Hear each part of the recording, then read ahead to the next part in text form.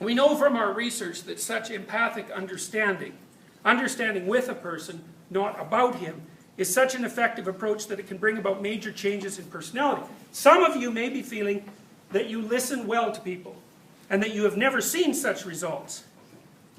The chances are very great indeed that your listening has not been of the type I have described. Fortunately, I can suggest a little laboratory experiment which you can try to test the quality of your understanding. Okay, so this is lovely, because you don't often actually get a technique from a therapist that actually works. You get sort of vague techniques, like help the person lay the cards out on the table. It's kind of at a high level of abstraction. But this exercise you can actually do, and you can do it a lot, and if you do it, it will teach you to listen. So, the next time you get into an argument with your wife or your friends, or with a small group of friends, stop the discussion for a moment and for an experiment institute this rule. Well, you also don't have to be that formal about it. You can just do it once you know the game. Each person can speak up for himself only after he has first restated the ideas and feelings of the previous speaker accurately and to that speaker's satisfaction. Now that's so cool, because here's the typical argument. So we're arguing, I want to win, and so you tell me a bunch of things, and so then I take those things and I turn them into the stupidest possible representation of those things. I weaken your argument and make you look like a fool, and then I destroy it. And that's by that you're making your opponent into a straw man. That's the straw man argument, right? You take what they're telling you and you caricature it, and that way you can make them look absurd and make them be ashamed, and then, of course, you've set up this skinny little opponent that you can just demolish with one punch. It's really crooked, and it shows that you're a coward, because what it means is you have to have an opponent that's, crippled and thin and starving and inarticulate before you could possibly win, before you could possibly progress. It's a pathetic way of having an argument. What you should do is listen to the person and help them make their argument as strong as you possibly can. And then deal with that. Because then you're sure that you're taking them seriously. So,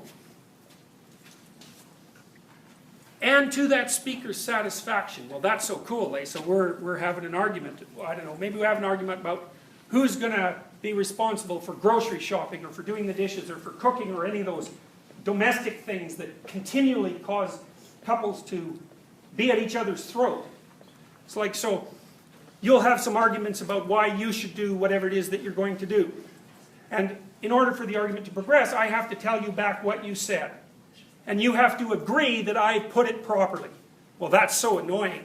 Like, it just runs so contrary to what you want to do. Because, of course, you want to make the other person sound stupid so you can beat them. This way you can't do that, because you have to listen well enough so you actually understood what they said.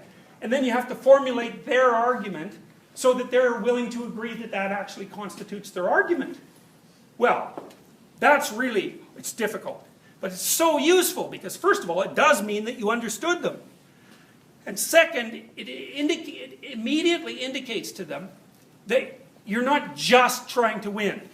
You're trying to listen. And then they're much less likely to get all irritable and angry at you, because at least you're trying to listen. You're not making them into a fool. And often when people are trying to tell you what they want, because they're all afraid of telling you what they want, because maybe they never got what they wanted in their whole life, if they've had a history of bad relationships and poor parenting and that sort of thing. They're just bloody terrified to tell you that they might actually want something.